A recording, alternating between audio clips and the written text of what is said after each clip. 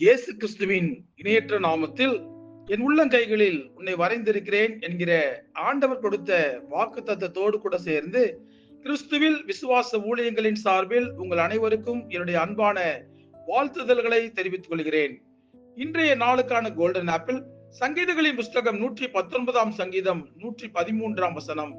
வீண் சிந்தனைகளை நான் வெறுத்து உமது வேதத்தில் பிரியப்படுகிறேன். இந்த செய்தியின் தலைப்பு, சிந்தனைகள் சிதறாமல் இருக்க வேதத்தை வாசியுங்கள். சிந்திக்க தெரிந்தவனுக்கு ஆலோசனை தேவையில்லை, துன்பங்களை சந்திக்க தெரிந்தவனுக்கு வாழ்க்கையில் தோல்வி இல்லை என்று சொன்னார் முன்னாள் ஜனாதிபதி அப்துல் கலாம். ஏனென்றால் நல்ல சிந்தனைகளை சிந்திப்பவர்கள் நல்ல காரியங்களை செய்ய தீர்மானிப்பார்கள். கெட்டதையே சிந்திப்பவர்களால் எப்படி நல்ல காரியங்களை செய்ய முடியும்? ஆகவே சிந்தனைகள் அழகானால்தான் வாழ்க்கையும் அழகாகும். மற்றவர்களை பற்றியே அதிகம் சிந்தித்துக் கொண்டிருப்பவர்களால் தங்களை குறித்து சிந்திக்க நேரம் இருக்காது. இரும்பை யாராலும் அழிக்க முடியாது, ஆனால் அதன் சொந்த துரு அதனை அழித்து விடும். அதுபோல ஒரு மனிதனின் அழிவு அவனது மனநிலையை பொறுத்தே அமைகிறது. தவறான காரியங்களையே சிந்தித்தால் தவறான காரியங்களை தான் செய்து கொண்டிருப்போம். ஆகவே இந்த உலகத்தில் நமக்கான சந்தோஷங்களை வடிவமைத்துக் கொள்வது என்பது நம்முடைய கையில் தான் உள்ளது. அதற்காகவே ஆண்டவர் நம்முடைய கரங்களில் பரிசுத்த வேதாகமத்தை கொடுத்திருக்கிறார். அதை வாசிக்கும் போது அதில் உள்ள வசனங்களின்படி நம்முடைய சிந்தனைகளை சீரமைத்துக் கொண்டால் கர்த்தர் நன்மையானதை நம்முடைய வாழ்க்கையில் தருவார். இந்த ரகசியம் பலருக்கு இன்னும் தெரியவில்லை.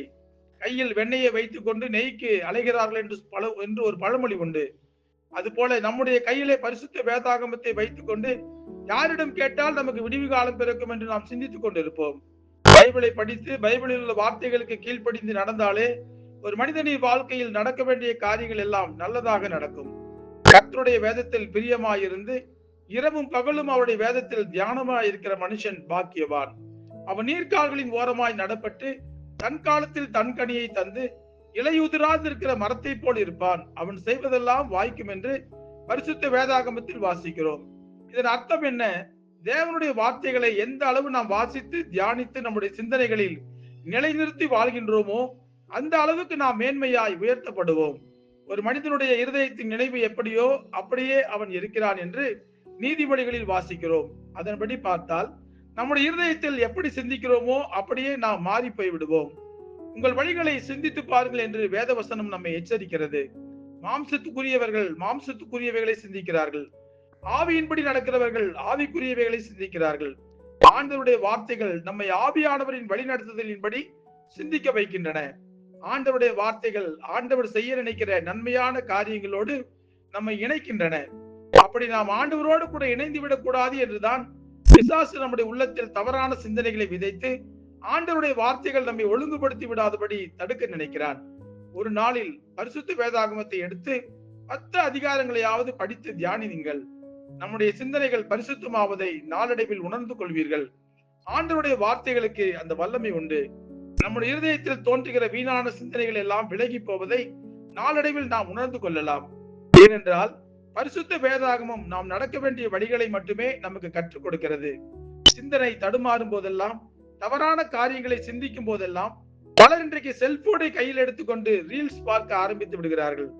அது இன்னமும் அவருடைய சிந்தனைகளை கெடுத்து விடுகிறது. செல்போனை அணைத்து வைத்துவிட்டு பைபிளை கையில் எடுத்துக்கொண்டு உட்கார்ந்து பாருங்கள். சிந்தனைகளில் ஒரு தெளிவு பிறப்பதை அனுபவபூர்வமாக உணர்ந்து கொள்வீர்கள். ஆவிக்குரிய சிந்தனைகள் தோன்றி ஆண்டவருடைய சிந்தனைகளோடு கூட நாமும் இணைந்து கொள்வோம் என்பதில் எவ்வித சந்தேகமும் இல்லை. ஜெபிப்போமா? அன்புள்ள ஆண்டவரே, பல சமயங்களிலே நாங்கள் தனிமையாய் உட்கார்ந்து கொண்டிருக்கும் போது வீணான சிந்தனைகள் எங்கள் மனதிலே தோன்றி எங்கள் மனதிலே கெட்ட எண்ணங்களை கொண்டு வந்து விடுகின்றன.